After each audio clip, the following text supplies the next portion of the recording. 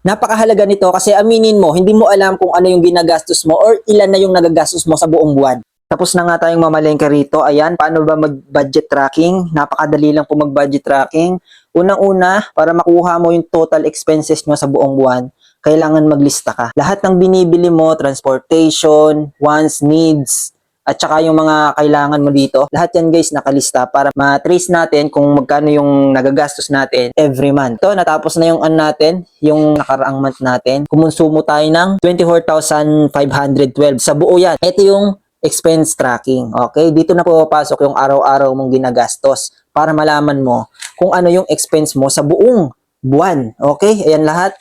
Yan lahat yun. Ngayon naman, ito, pinamili natin. Ayan, kinuwenta ko na lahat-lahat ng mga pinamili natin, which is 991 mga idol. Kaya dito natin ilalagyan. 10, 24, 25, palengke ay 991.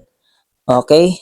991. Ayan po ay papasok sa needs. Ayan na yung pinamalengke natin ngayon, 991. Para malaman mo lahat ng mga expense, kailangan mo nito. Okay? Ito is budget planner. Dito mo matatrack lahat ng mga ginastos mo sa buong buwan. Sa susunod na buwan, malalaman mo na kung ano yung iba-budget or papatak ng expense mo. Okay? Ang goal ko rito is mas mapababa pa yung 24,521. Kasi dito sa nakaraang buwan, naparami yung wants natin. Ayan o.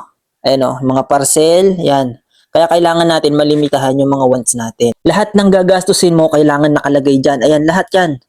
Lahat yan guys, nakalagay yan dyan para matrack natin yung expense natin sa buong buwan. Ultimo transportation ay kailangan ay naka-indicate dito. Napakahalaga ng expense tracking para malaman mo kung saan napupunta or saan nagagastos yung mga pera na nilalabas mo. Dito mo naman ilalagay yung lahat ng mga actual expenses natin. Housing, personal, food, loan, kung meron ka, health, entertainment, yan, transportation, and others. Total budgeted natin, let's say 20K. Tapos yung total actual or yung pinaka gastos mo sa buong buwan at yung difference ng dalawang buwan, magkasunod na dalawang buwan, yung nakaraang buwan at yung ngayong buwan.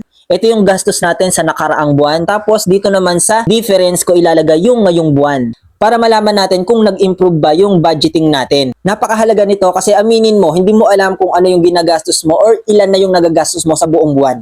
Pero ito ngayon, meron na tayong budgeting planner para malaman natin kung ano yung ginagastos natin per month, para malimitahan natin yung mga gastos at mga hindi importante na bibilhin at para na rin malaman natin kung saan ginagamit or saan napupunta yung mga pera na nilalabas natin dito. Napakaganda talaga nitong budget planner para sa akin kasi nalalaman ko kung anong ginagastos ko per month. Ngayon, kung gusto mong makapag-budget ng maayos per month, eto, mas kailangan mo to at kailangan na kailangan talaga to para malaman mo kung saan napupunta yung mga pera. Hindi ka na magtatanong sa sarili mo kung saan ba napunta yung mga pera. Saan ko ba ginastos to? Ba't parang naubos na lang bigla? Di ba kaya napaka-importante nito sa bawat bahay or bawat pamilya, lalo na sa mga nagbabudget ninyo, si Mrs. or si Mr. Napaka-importante nito kasi dito mo malalaman lahat ng mga gastos mo, kung paano ka magtipid, kung paano mo i-budget yung mga pera, yung mga ginastos mo kada buwan.